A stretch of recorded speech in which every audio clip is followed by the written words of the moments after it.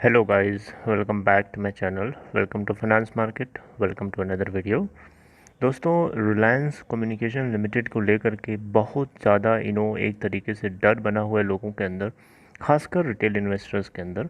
तो इस वीडियो के अंदर मैं आपको कुछ कारण बताऊंगा जिनको आप जान करके आपको तसल्ली होगी कि हाँ, कल के दिन जो है इसके अंदर एलसी यानी लोअर सर्किट क्यों लगा था। दोस्तों, सबसे पहले आपसे मैं यहाँ पे इसका स्टेटस जो है मॉर्निंग 10:49 का शेयर करना चाहूँगा। दोस्तों, आज है 30 जुलाई 2020, 10:49 हो रहे हैं और आप लोगों के साथ यहाँ पे इसका स्टेटस फर्स्ट ऑफ ऑल मैं शेयर करना चाहूँगा। प्रीवियस क्लोजिंग की अगर हम बात करें तो 3.303 एनएसई के ऊपर, और आज ये 3.45 के ऊपर ओपन होता है एनएसई के ऊपर, 15 पैसे ऊपर। हालांकि तुरंत वहाँ से लोअर सर्किट को पकड़ लेता है 3.15 का, और इसके बाद 52 वीक लो और हाई आपको पता ही होगा 0.50 52 वीक लो है और 3.45 52 वीक हाई है। आज का लोअर प्राइस बैंड लगा था 3.15 पे और अपर प्राइस बैंड लगा था 3.45 पे। करंटली जो टोटल वॉल्यूम की अगर आप बात करेंगे तो एनएससी के ऊपर जो टोटल वॉल्यूम है 29 करोड़ नो 2,99,44,533। मार्केट कैप अगर आप देखें तो 871.14 करोड़ है एनएससी के ऊपर। फेस वैल्यू अगर आप चेक करेंगे तो 5.00 है। बीटा अगर आप चेक करेंगे तो 0.59 है। इंडस्ट्री का पीई रेशियो अगर आप चेक करेंगे तो 7.16 है। सिक्योरिटी वाइज डिलीवरी परसेंट की बात करें तो 93.43% का डेटा जो है कि जो वॉल्यूम है वो लोगों ने सिक्योरिटी वाइज सिक्योर करके रखी है। हालांकि ये एक लैगिंग फैक्टर होता है, आपको एक दिन पहले का दिखाता है। इसके अलावा रिटर्न परसेंटेज आपको क्विकली जल्दी से बता देता हूँ। एक हफ्ते के अंदर 8.62% का रिटर्न परसेंट दिया इन्होंने, एक महीने के अंदर 96.88% का है, 3 मंथ्स के अंदर 231.58% का है, 6 मंथ्स के अंदर 384.62% का है, 1 ईयर के अंदर आप चेक करेंगे तो 110.00% है। वहीं पे अगर आप यही चीज़ जो है बीएसई के ऊपर अगर आप जाकर देखेंगे तो वहाँ पे आपको टोटल वॉल्यूम दिखेगा 1.5 मिलियन, यानी 15,76,865, और वहाँ पे भी करंटली 3.74 पे ऊपर फ्लोट हो रहा है, जो कि आज के दिन का उसका लोअर प्राइस बैंड था।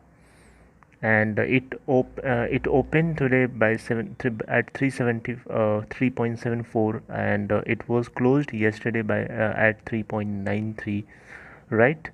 एंड मार्केट कैप अगर आप यहाँ चेक करेंगे तो 1034.31 करोड़ है। और यहाँ पे सिक्योरिटी वाइज डिलीवरी परसेंट अगर आप चेक करेंगे तो 100% है, आप देख सकते हैं यहाँ पे। ओके, अब हम लोग बात करते हैं सीधे मुद्दे की। तो मुद्दे की बात दोस्तों ये है कि यस बैंक जो है, आपको पता ही होगा कि ये एक डेट रिडन बैंक रहा है, और इसके अंदर डिटेरियोरेशन काफ़ी लंबे समय से स्टार्ट हो गया था। तो बेसिकली कल 29 जुलाई यानी वेनेसडे के दिन कल हुआ क्या कि 29 जुलाई को यस बैंक के जो नए सीईओ हैं, प्रशांत भूषण करके नाम है शायद उनका, इन्होंने एक स्ट्रिक्ट एक्शन ले लिया एडीएजी ग्रुप के मुंबई हेडक्वार्टर के अगेंस्ट। ये एक बहुत बड़ी नेगेटिव न्यूज़ थी एडीएजी ग्रुप की सारी कंपनीज़ के लिए, स्पेशली जो फ्लैगशिप जो फर्म है इनकी, उसके लिए। तो आरकॉम के अंदर हालांकि इससे ज़्यादा जोर के झटके इसको पहले भी आ चुके हैं, लेकिन सबको ये सरवाइव कर गया, लेकिन कल वाले झटके को ये सरवाइव नहीं कर पाया, जिसकी वजह से इसके अंदर एलसी स्टार्ट हो गया। आपको बात समझ आ रही है? आप देख सकते हैं यहाँ पे एक एक चीज़ें, हर चीज़ दिखाई गई है यहाँ पे। दोस्तों, आपको बताना चाहूँगा यहाँ पे एडीएजी ग्रुप की जितनी कंपनीज़ हैं उन सभी कंपनीज़ के लिए एक हेडक्वार्टर है मुंबई के अंदर।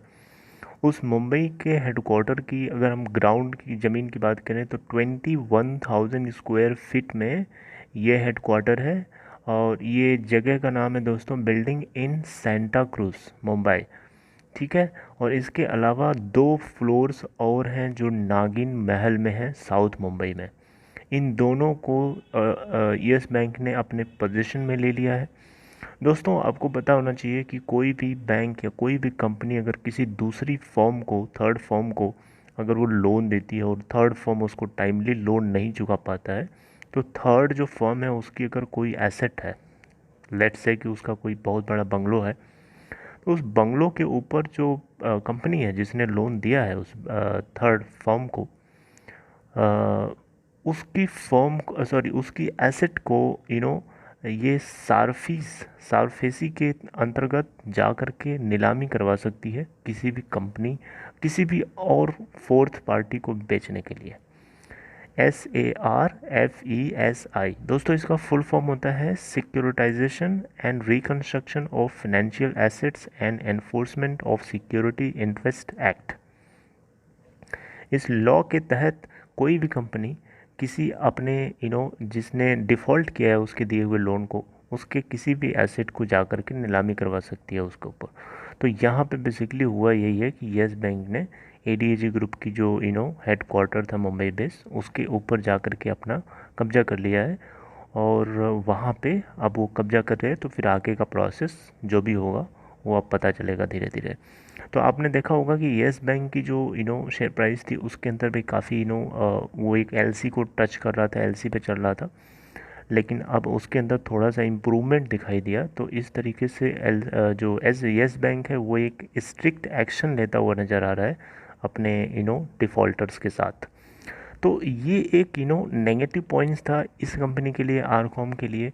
और इसके अलावा और भी कुछ नेगेटिव फैक्टर्स हो सकते हैं, हालांकि मुझे अभी तक दिखाई नहीं दिए। मैं काफ़ी इसको बारीकी से ढूंढ रहा था, देख रहा था, तलाशने की कोशिश कर रहा था कि ऐसा कौन सा पॉइंट है जिसकी वजह से ऐसा हो गया, क्योंकि इससे ज़्यादा से ज़्यादा जोर के झटके ये सरवाइव कर गया। पूरी ADAG ग्रुप की सारी कंपनीज में नेगेटिव रेड ब्लड फ्लो हो रहा था, जबकि इसमें कुछ ऐसा नहीं था, ये ग्रीन में चल रहा था। लेकिन कल के दिन ऐसा हुआ कि बाकी IDAG के जितनी ग्रुप की कंपनीज हैं उनके अंदर ग्रीन था, लेकिन ADAG ग्रुप की इस कंपनी आरकॉम के अंदर रेड ब्लड फ्लो हो रहा था। तो ये एक थोड़ा सा सरप्राइजिंग मैटर था और हम लोगों को थोड़ा सा शॉक देने वाला है। लेकिन अब आपको बात करने जा रहा हूँ कि आपको शॉक से डरना नहीं है, आपको शॉक से सरवाइव करना सीखना होगा। अच्छा हाँ, एक चीज़ और आपको मैंने बताना भूल गया। यहाँ पे आपको पता होना चाहिए कि ADAG जो the move to take over the buildings of ADAG comes after Anil Ambani group failed to repay. दोस्तों लगभग ये 12,000 करोड़ रुपए का प्राइवेट सेक्टर लेंडर यानी यस बैंक ने इनको कर्जा दिया है। और टोटल एक्सपोजर ऑफ मतलब टोटल एक्सपोजर की अगर आप बात करेंगे तो 12,000 करोड़ रुपए है ना। इन्होंने डिफ़ॉल्ट किया है 2,892 करोड़ का, और जिसके तहत ये एक्शन लिया गया है। मार्च में इसी साल ED यानी एनफोर्समेंट डायरेक्टोरेट की एक ऑफिशियल टीम ADAG ग्रुप की एक्सपोजर को चेक करने की कोशिश करी थी कि येस बैंक से कुछ इसका लेना देना तो नहीं है। तो उस केस में ADAG ग्रुप के जो चेयरमैन हैं अनिल अंबानी जी, उन्होंने आकर के सामने बोला था कि वो सब कुछ जितना भी प्रोसेस है वो सब पूरा रूल्स और रेगुलेशन को फॉलो करते हुए है, सब चीज़ को कॉम्प्लाई करते हुए है, कोई भी अगेंस्ट नहीं है। और वो उन सब लोन्स को, अपने संपत्तियों को, अपनी दौलत को, अपनी एसेट्स को मोनेटाइज करके पे करने के लिए रेडी हैं। तो इस तरीके की बात इन्होंने ED को बोली थी, यानी एनफोर्समेंट डायरेक्टोरेट टीम को। तो दोस्तों ये एक न्यूज़ थी जो आपको ज़रूर पता होना चाहिए अगर आप इसके अंदर बने हुए हैं एक हिम्मत के साथ। मैं आपको सलूट करता हूँ कि आप हिम्मत के साथ बने हुए हैं इसके अंदर। मैं उन लोगों से थोड़ा सा नाराज़ हूँ जो लोग डर के अपने स्टेक्स को सेल आउट कर रहे हैं। अभी भी आपको मैं बताना चाहूँगा, आपको लेके चलता हूँ सीधे, बताना चाहूँगा सीधे आपको टोटल वॉल्यूम की अगर आप बात करें, ये देख सकते हैं आपके सामने मैंने जो भी खुला हुआ है यहाँ दिख रहा है। NSE के ऊपर आप देख सकते हैं कि वॉल्यूम टोटल ट्रेडेड है 3,07,22,484। वहीं पे टोटल सेलिंग क्वांटिटी का पेंडिंग ऑर्डर अगर आप देखेंगे तो 4,14,18,219। 3.15 रुपीज़ पे टोटल पेंडिंग ऑर्डर क्वांटिटीज़ हैं, लगभग 3,32,75,223। तो दोस्तों ये डेटा जो है कंटिन्यूस चेंज हो रहा है, और आपको पता होना चाहिए कि यहाँ पे देख सकते हैं वॉल्यूम बहुत हाई है, मतलब लोग इसके अंदर बुलिश हैं, लोग चाहते हैं कि इसको बाई करें। तो आपको हिम्मत रखनी है यार, आप डरिए नहीं।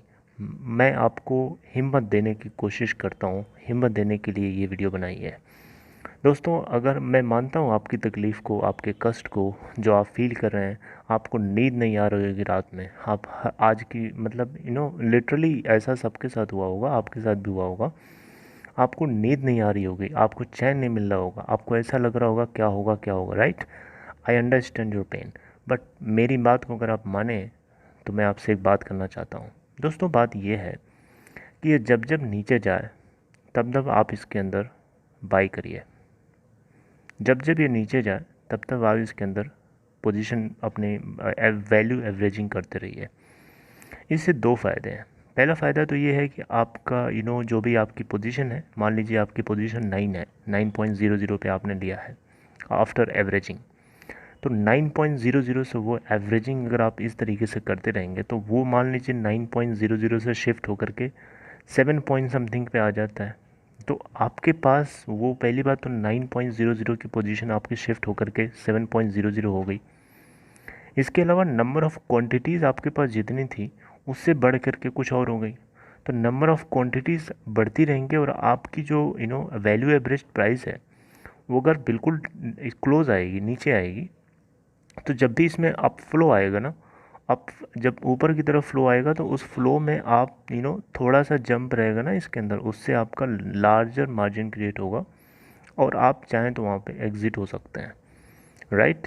ओके, नाउ अगर आप एक न्यू हैं तो आप अपने हिसाब से, अपने माइंड से सोच समझ के आप काम ले सकते हैं। बाकी कुछ लोग ऐसे थे जो लोग तरस रहे थे इसको बाई करने के लिए, लोग परेशान थे कि ये बाई नहीं हो रहा है, बाई नहीं हो रहा है, तो उन लोगों के लिए एक बढ़िया, एक सुनहरा मौका है कि आप लोग आइए और इसके अंदर जंप करके पोजीशन बना सकते हैं। दोस्तों यहाँ पे आपको पता होना चाहिए कि रिलायंस जियो, जी हाँ, रिलायंस जियो का थोड़ा बहुत एक्सपोजर इनडायरेक्टली आरकॉम को दिखता हुआ नज़र आ रहा है, लेकिन वो लोग किसी भी तरीके से इसको डिस्क्लोज़ नहीं करे हुए हैं अभी तक, जो कि सबसे बड़ा सबसे बड़ा एक फैक्टर है जो लोगों को डिसाइड करने के लिए मदद करेगा। लेकिन दिक्कत यही है कि कोई इस तरीके की न्यूज़ अभी तक नहीं आ पा रही है। दोस्तों रिलायंस जियो को 5G स्पेक्ट्रम खड़े करने हैं, उसको अपने 5G टेक्नोलॉजी को आगे बढ़ाना है। तो आरकॉम धीरू भाई अंबानी जी की बनाई हुई पहली कंपनी है जिसको मुकेश अंबानी हो सकता है अपने फ़ायदे के लिए या अपने किसी भी तरीके से छोटे भाई की मदद के लिए कुछ न कुछ इसमें कर सकते हैं। इसी की उम्मीद थी और शायद इसी की वजह से इसके अंदर इतनी हम लोगों को कंटिन्यूअस तेज़ी देखने को मिल रही थी लास्ट कई दिनों से। दोस्तों आपको चार्ट के ज़रिए मैं दिखाना चाहूँगा, आप मतलब अगर आप पहली बार इसको देख रहे हो इस वीडियो को, आप देख के मतलब दंग रह जाओगे। आपको दिखा रहा हूँ, ये देखिए,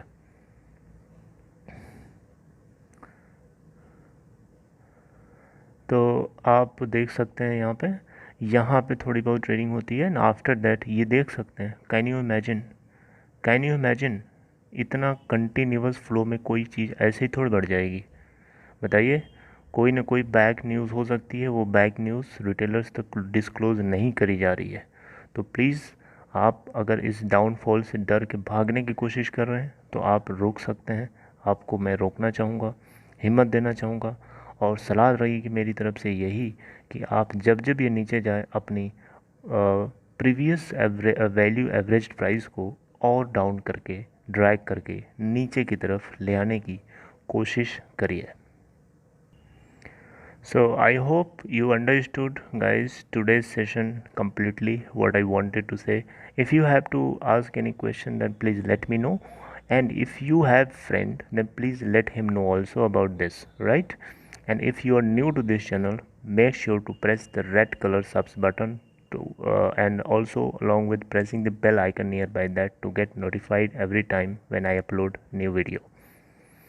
Second thing, if you or your friend trying to open Demat account, and go in description box of this video, there is a link, click on the link and you can open your account in Upstox. So I would like to terminate right here. If you have to ask anything, let me know in comment section. Take care guys, signing off. Thank you.